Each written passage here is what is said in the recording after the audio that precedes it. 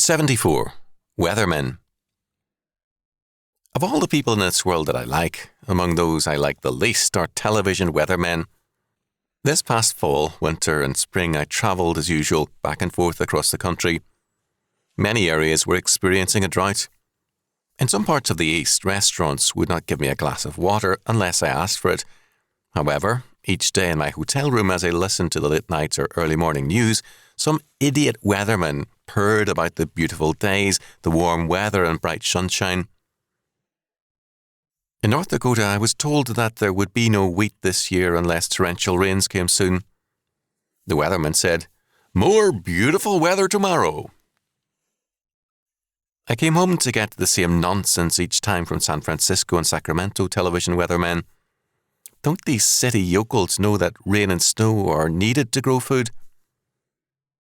The state schools teach sex education.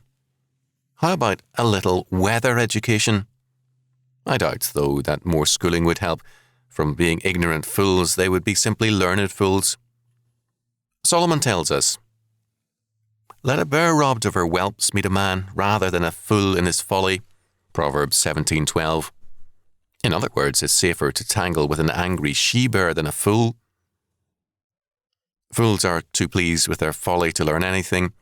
They know better than God what is right and wrong, and if they had a chance, they would lecture God himself on how to think. The fool has one standard of judgment: himself. The world is good, the weather is good, or life is good if it pleases him and not otherwise. This is why Solomon says that it's far better to be a poor man with integrity than a fool with a perverse mouth. Proverbs 19:1. This past winter, we've seen a shortage of rainfall in many areas, but no shortage of fools.